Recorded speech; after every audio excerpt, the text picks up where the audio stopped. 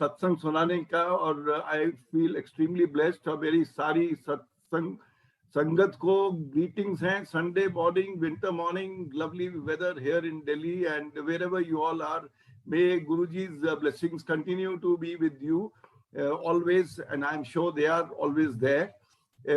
गुरुजी का मुझे हुक्म था कि मुझको 1000 बार अपना सत्संग सुनाना है, और अमिताभ अंकल ने मुझे आज एक फिर मौका दिया।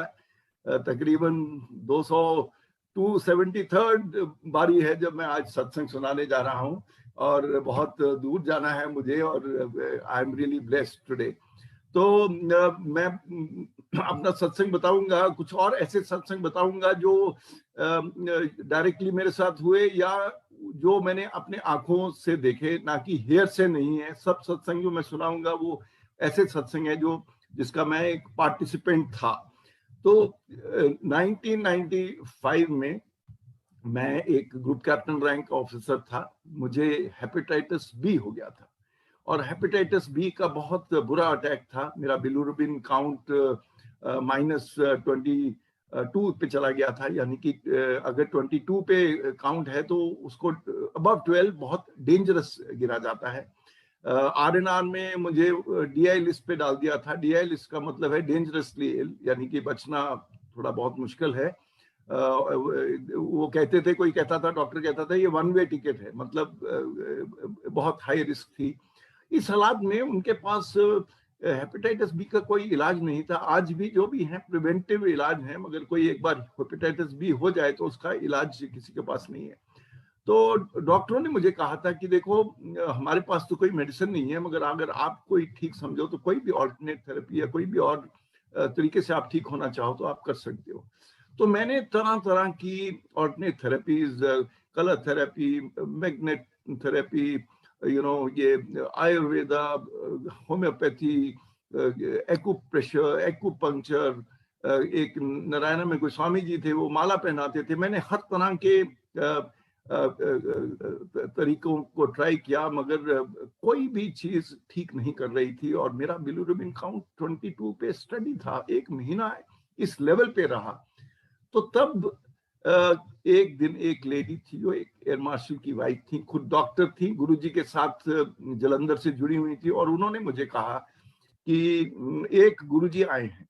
उन्होंने ऐसे बोला, पहली बार दिल्ली में उन्होंने अपना टेम्पल क्रिएट किया है, और अगर आप ठीक समझो तो मैं आपको उनके पास ले जाती हूँ, वो हील कर देते हैं।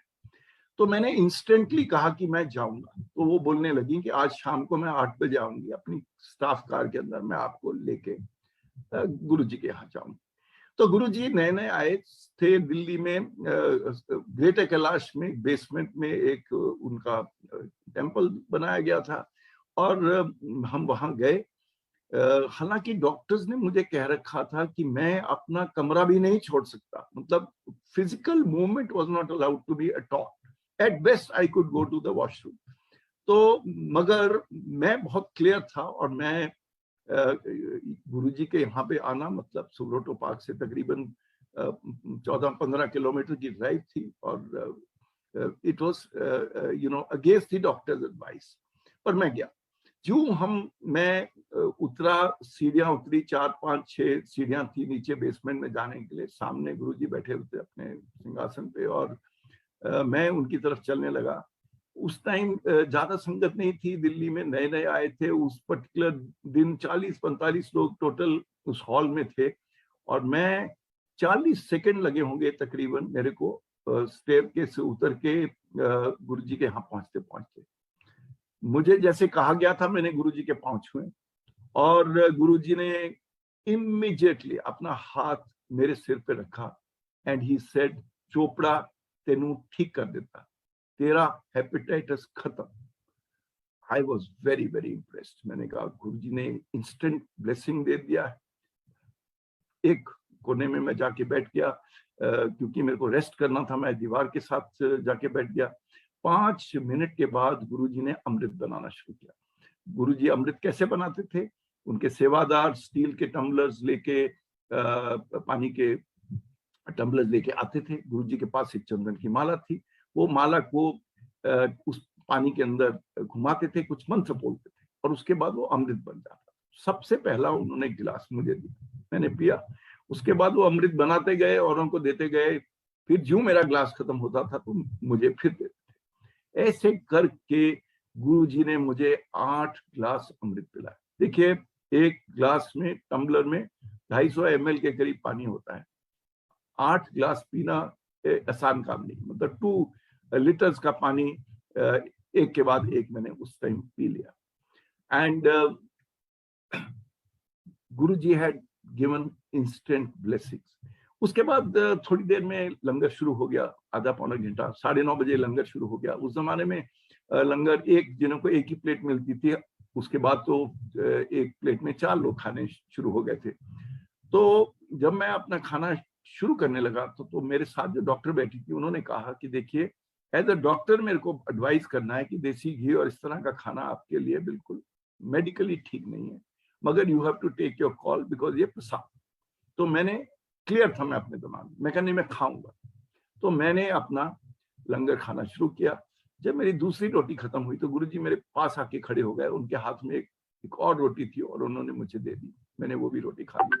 और जब हमने लंगर खत्म किया तो गुरुजी ने कहा कि अब जाओ, परसों आना, फौजी आदमी है, पढ़े लिखे हैं, टेस्ट करा क्या।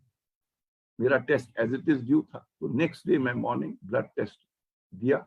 उसके अगले दिन रिजल्ट आया, और जब वो रिजल्ट आया तो बिलिरुबिन काउंट बहुत ही नीचे आ चुका था। I was very impressed. मैंने कहा देखो गुरुजी ने इंस्टेंट कल्याण कर दिया और मेरा बिलिरुबिन काउंट एकदम नीचे उतरा है। और मैं बड़ा एक्साइटेडली, उस दिन शाम को मुझे जाना था, मेरी वाइफ भी मेरे साथ गई। और जो हम एंटर किए मंदिर में तो गुरुजी खड़े हो गए और he called my wife by name. उन्होंने कहा सुमन आंटी आ गई हैं। उस दिन नहीं आई सी, मैंने पता क्यों नहीं आई सी, बट आजा तेरी फाइल खोल देना। And those of you who are not aware of this, file खोलना का मतलब है कि वो फाइल आपके बारे में ऐसी चीजें बताएंगे जो किसी आउटसाइडर को नॉर्मली पता नहीं होंगी। 10-12 चीजें ऐसी उन्होंने सुमन आंटी के बारे में बताई, सारी की सारी बिल्कुल सही थी। कैसे गुरुजी को पता लगा, मुझे क्लियर हो गया कि गुरुजी कोई एक बड़ी आत्मा है, अंतरात्मा है, बहुत बड़े उन्होंने मेडिटेशन की है, कोई उसमें उनमें बहुत पावर है।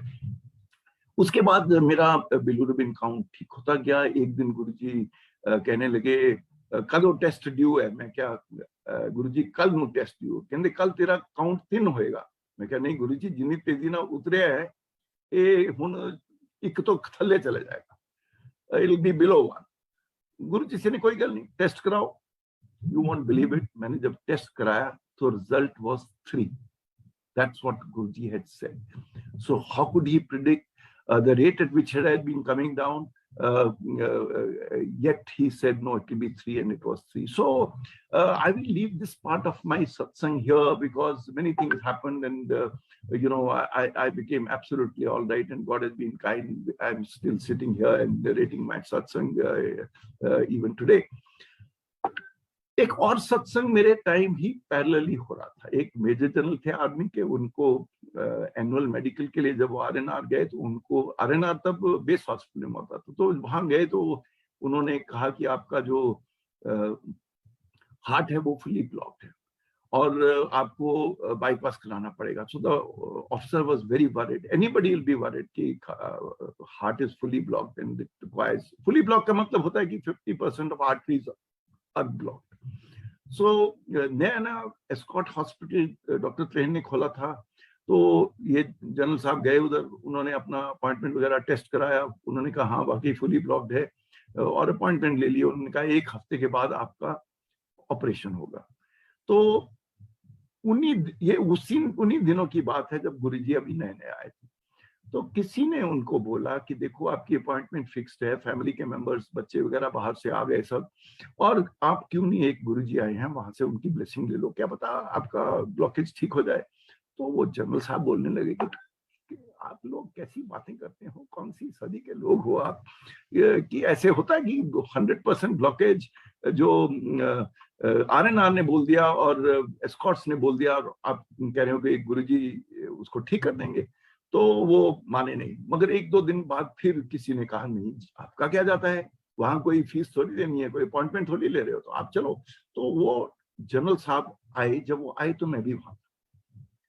तो जनरल साहब को गुरुजी ने अपने चेंबर में भेज दिया, पान के पत्ते उनकी चेस्ट पे लगाए, गुरुजी ने कुछ मंत्र बोले, उसके बाद उनको बोला कि 20 मिनट वहीं रहो, और थोड़ी देर बाद उनको बाहर बुला लिया, और फिर गुरुजी ने उनको बोला कि अब तुम्हारा हार्ट ब्लॉकेज 0 है, यानी कि आपका कोई हार्ट ब्लॉक नहीं है।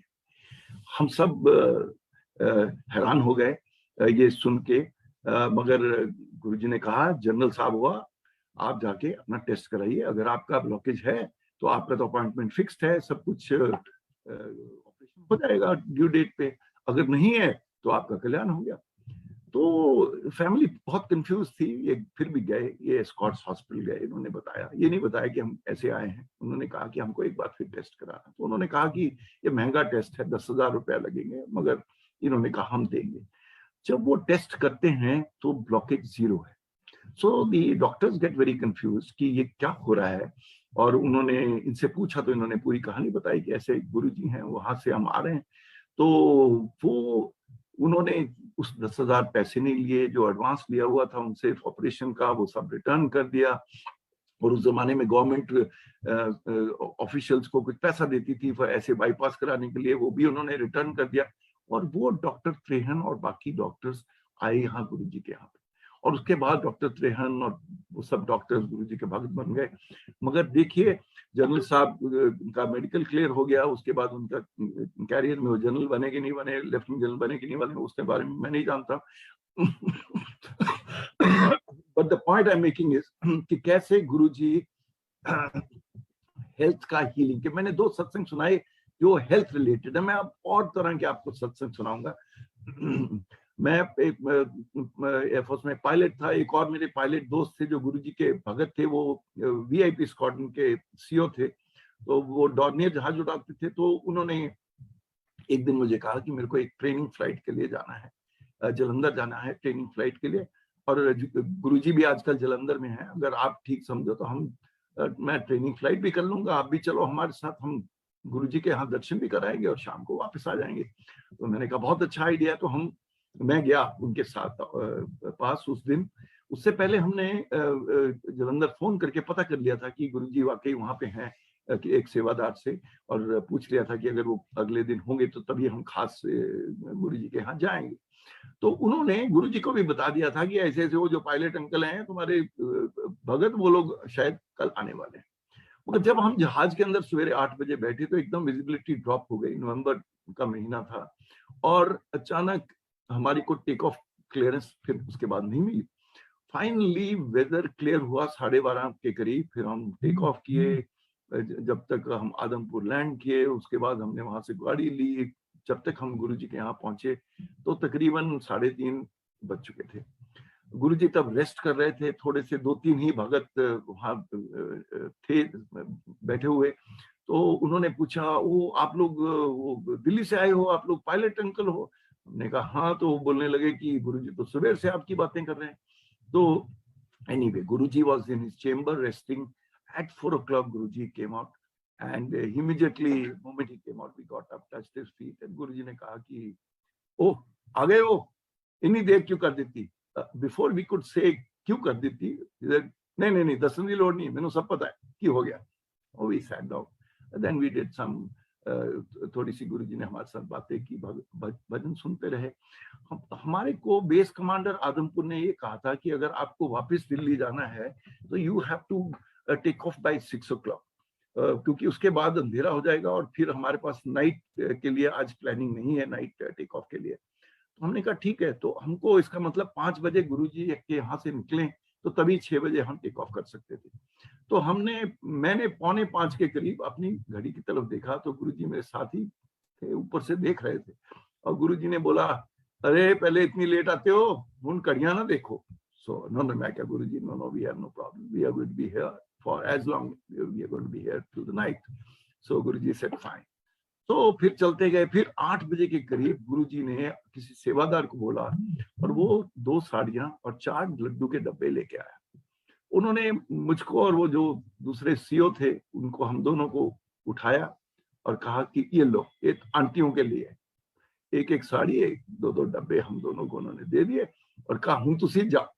तो मैंने गुरुजी कहा गुरुजी अब तो 8 बज गए, हम तो जा ही नहीं सकते वापस, तो हमने तो कल सवेरे ही जाना है, तो आज तो लंगर खा के लेट रात को जाएंगे। कहते नहीं नहीं नहीं तुसी जाओ।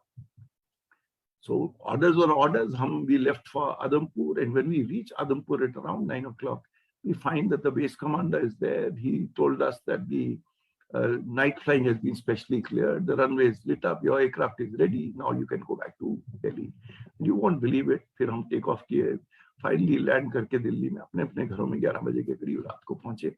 कैसे गुरुजी ने ये सारी एक्सरसाइज कोऑर्डिनेट हुई, कैसे उनको पता था कि ऐसे नाइट फ्लाइंग क्लियरिंग उन्होंने करवाई, कैसे हुआ, सारी एक कॉम्प्लेक्स एक्सरसाइज है। मगर द फैक्ट दैट उन्होंने लंगर खाए बिना ही हमको भेज दिया, so obviously he knew what he was doing. जब भी गुरुजी के यहाँ मैं जाता था, मैं इतना ज्यादा नहीं गुरुजी के यहाँ गया जितने बहुत और संगत के लोग जा चुके हैं, क्योंकि मेरी पोस्टिंग जगह जगह थी। असम में थी मेरी पोस्टिंग, अब्रॉड थी, मैं कभी बैंगलोर में पोस्टिंग थी, जगह जगह पोस्टिंग थी। तो जब भी मेरे को छुट्टी मिलती थी या मैं नॉर्थ को आता था, तभी मैं गुरुजी के यहाँ, पर जब भी मैं गुरुजी के यहाँ आता था तो मैं गुरुजी के बिल्कुल पास बैठता था। गुरुजी जरूर कोई ना कोई बात करते थे। गुरुजी हमेशा मुझे सबसे पहला सत्संग जब भी करवाते थे, जब भी मैं आया हुआ होता था मेरे से करवाते थे। तो मुझको फीलिंग होती थी कि Guruji is really blessing me by doing all this. तो जब भी कोई वीआईपी आते थे गुरुजी के यहाँ पे, बहुत VIP, prime ministers, presidents, chief ministers, बड़े बड़े गवर्नमेंट के ऑफिसर्स गुरुजी के यहाँ आते थे। और मैं जब भी मैं वहाँ था, गुरुजी ने मुझे बहुत वीआईपी को अपनी कहानी सुनाने के लिए 1-to-1 के लिए भेज दिया। कईयों को अपने चेंबर में भेज दिया, बोला जाओ चोपड़ा इनको मेरे चेंबर में ले जाओ, उधर जाके इनको कहानियां सुनाओ। उनका कहानी का मतलब सत्संग सुनाना था। तो तरह तरह के लोग मैं वहां मिला, जैसे प्राइम मिनिस्टर वीपी सिंह थे, मायावती थी, भजन लाल थे, टीएन शेषन, और सबको मैंने अपने अपने तरीके से सत्संग। मगर हर वीआईपी की, सो कॉल्ड वीआईपी, गुरुजी के यहाँ कोई वीआईपी नहीं होता, सब संगत है, तो वो सबकी अपनी अपनी अप्रोच थी, अपने अपने तरीके से वो इस सब्जेक्ट को डील करना चाह रहे थे। उनको, कईयों को ये भी अच्छा नहीं लग रहा था कि गुरुजी ने मेरे को क्यों भेज दिया, हु एम आई, कि आप गुरुजी मेरे को उनसे बात करने को कह रहे हैं, क्योंकि उन्होंने कहा कि हम तो मतलब चीफ मिनिस्टर है, वो एक कर्नल रैंक के अफसर के साथ थोड़ी बात करेगा। सो इस तरह की भी फीलिंग आई। मगर बहुत लोग जैसे वीपी सिंह थे, ये बहुत ही डाउन टू अर्थ थे, और टीएन शेषन भी बहुत मैच्योर थे। और इन सब के साथ मुझको मिलने का और अपना सत्संग सुनाने का मौका हुआ। सवाल जवाब भी हुए। टीएन शेषन ने मुझे पूछा कि ये जो सब सत्संग आप सुना रहे हो उसका मतलब क्या है, how do you prove? Then I tried to explain to him how the power, which I will try and explain to you later as I go along with my satsang. गुरुजी की नॉलेज बहुत थी। उन्होंने कोई professional, कोई PhD, कोई MA वगैरह तो नहीं की हुई थी, मगर उनकी फिर भी नॉलेज ऑन वेरियस सब्जेक्ट्स बहुत ज्यादा थी। एक बार एक फैमिली आई, राजस्थान की कोई प्रिंसली फैमिली थी, एक लेडी थी, उनके साथ 3 ग्रोन अप गर्ल्स थी, कॉलेज गोइंग गर्ल्स थी। और जब वो आई तो गुरुजी को मिली, गुरुजी उनको जानते थे। गुरुजी ने कहा मेरे चेंबर में जाओ, चोपड़ा तुम भी जाओ इनके साथ, इनको कहानियां सुनाओ। तो मैं भी चला गया। So these 4 ladies. अब गुरुजी का चेंबर छोटा सा, एक 10x10 कमरा था, एक चारपाई थी, एक मुड़ा सा पड़ा होता था, एक कुर्सी थी बस, और चटाई बिछी होती थी, बस इतना सा सिंपल गुरुजी का चेंबर था। तो मैंने इनके साथ अभी बात ही करनी शुरू की थी तो गुरुजी खुद ही आ गए। मैं चुप कर गया, मैंने सोचा मेरे को बाहर जाना चाहिए। मैं बाहर जाने लगा तो गुरुजी ने कहा नहीं नहीं नहीं तू खड़ा, ये थे खड़ा। सो गुरुजी ने बिटिया से पूछा, एक बिटिया से, कि तूने तेरा इम्तिहान कैसा हुआ? तो उसने कहा कि गुरुजी मैंने इको ऑनर्स का 2nd ईयर का पेपर दिया है, तो ठीक ठीक हुआ, पक्का नहीं पता क्या होगा। तो गुरुजी ने कहा चल ठीक है, मैं तेनों 3 सवाल पूछता है तेरे 1st ईयर दे सिलेबस, अगर तो तू तीनों जवाब देते ते फिर तू पास है, अगर वो तीनों तू नहीं देते थे तू फेल। तो गुरुजी ने इको ऑनर्स जैसे डिफिकल्ट सब्जेक्ट के, बीए इको ऑनर्स के 3 सवाल पूछे उस लड़की को, पिछले साल के सिलेबस। उस लड़की ने कहा कि वो तीनों वाकई वही प्रीवियस ईयर के सिलेबस के सवाल थे, तीनों को जवाब नहीं दे पाए। तो मैं क्या बताना चाह रहा हूँ, वो पास हुई फेल हुई मुझे नहीं मालूम, मगर the point I want to make is कि गुरुजी की जो नॉलेज बेस थी, it was beyond just healing, he had very high sense of knowledge on a wide variety of subjects। वो जो ब्लेसिंग भी देते थे वो तरह तरह की तरह। एक दिन मेरी वाइफ को सपना आया कि सपने में उन्होंने गुरुजी को हाफ शर्ट में देखा और ट्राउजर में देखा। तो एकदम वो चौंक के उठी और मुझको कहने लगी कि गुरुजी को मैंने आज हाफ शर्ट और ट्राउजर में देखा, ऐसे तो हम तो उनको हमेशा अपने रोब्स में देखते हैं। मैंने कहा नहीं नहीं, ऐसे ही आपको सपना आया है, सपने में क्या है। फिर हमने कहा कि नहीं चलो आज गुरुजी के यहाँ चलते हैं। तो हम थोड़ा अर्ली चले गए गुरुजी के यहाँ, एवलॉन रिसोर्ट्स में, वो थे एमजी रोड पे। तो हम 5 बजे पहुंच गए और नॉर्मली गुरुजी का वो संगत 6 बजे के करीब आती थी। तो 5 बजे हम जब पहुंचे तो सीढ़ियों पे बाहर एक एल्डरली लेडी बैठी हुई थी, हम भी जाके बैठ गए। क्यों हम बैठे तो दरवाजा खुला और दरवाजे में खड़े थे गुरुजी, और गुरुजी ने हाफ शर्ट पहनी हुई थी, ट्राउजर्स पहनी थी और स्नीकर्स पहने हुए थे, वही जो मेरी वाइफ ने देखा। I was very very enamoured कि देखो गुरुजी कैसे एक नॉर्मल इंसान जैसे हाफ शर्ट ट्राउजर में हम पहली बार देख रहे हैं। तो गुरुजी ने कहा चलो अंदर आ जाओ। So we went inside. एक लंबा साइड बोर्ड था एवलॉन रिसोर्ट में।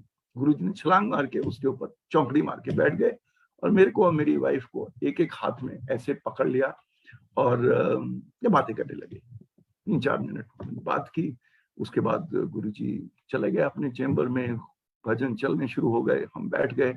तो एक और मैंने आपको फैसेट बताया कि गुरुजी को हमने सारे जो संगत उनके साथ नहीं रही, जो संगत बाद में जुड़ी, उन्होंने हमेशा उनको रोब्स में देखा, मगर गुरुजी हर तरह के कपड़े पहनते थे, हर तरह का तरीके से ट्रैवल करते थे। गुरुजी ने कुछ चीजें मुझे बताई जो मैं समझता हूँ बहुत रेलेवेंट है। मैंने गुरुजी से बोला कि देखिए बहुत लोग आपके साथ इतनी देर से जुड़े हुए हैं, मगर सॉरी, जब मैं पहली बार आपके साथ यहाँ आपके आया, विद इन 45 सेकेंड्स आपने मुझे इंस्टेंटली ब्लेस कर दिया।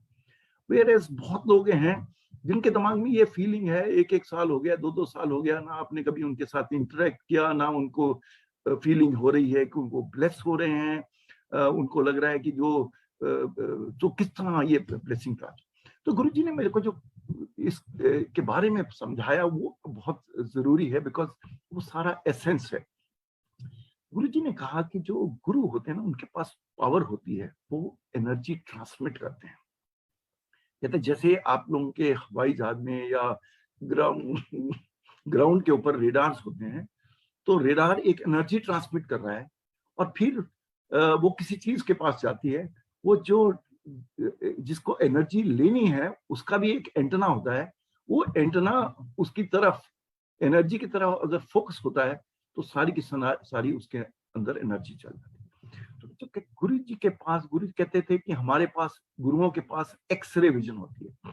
कहते जिस दिन तुम पहली बार मेरे यहाँ आए, आप सीढ़ियां उतर रहे थे, मैं तुमको देख रहा था, मुझे क्लियर था तभी कि ये बंदा फुल्ली एंटेना मेरी तरफ लगा के आया, means he is fully connected, इसका माइंड फेथ सब कुछ जुड़ा हुआ है। कहता क्योंकि तुम्हारा एंटेना मेरी तरफ फुल्ली अलाइंड था, जो मैंने एनर्जी आपको दी आपने रिसीव कर ली, ऐसे ही मैं एनर्जी सारी दुनिया को देने की कोशिश कर रहा हूं।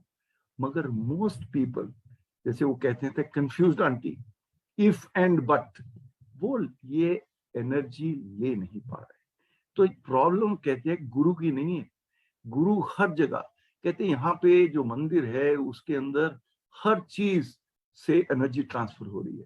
कहते गुरुओं के पास पावर होती है एनर्जी देने की, हर इंसान के अंदर थोड़ी सी एनर्जी की पावर है। हम आपस में एक दूसरे से मिलते हैं, सड़क पे जाता हुआ इंसान है, आप उसको पहली बार देख रहे हैं, आपको या तो आप कहोगे ये बहुत अच्छा इंसान है, हालांकि उसने बेचारे ने कोई मुंह भी नहीं खोला अपना, या आपको वो पसंद ही नहीं आता, फिर भी उसने कुछ नहीं किया, अगर आपको पसंद नहीं आता, क्योंकि कोई एनर्जी वो ट्रांसमिट कर रहा है, आप रिसीव कर रहे हो, और वो आपको ठीक लग रही है नहीं लग रही है, वो उसका क्या साइंस है, वो एक सेपरेट सब्जेक्ट। तो ये जो गुरुजी ने बात बताई कि मंदिर में गुरु की एनर्जी, लंगर प्रसाद में एनर्जी, पानी प्रसाद में एनर्जी, चाय प्रसाद में एनर्जी, भजनों में एनर्जी, हर चीज के अंदर एनर्जी की एक फील्ड बनी हुई है, मगर देखना है कि आप उस एनर्जी को ले पा रहे हो नहीं।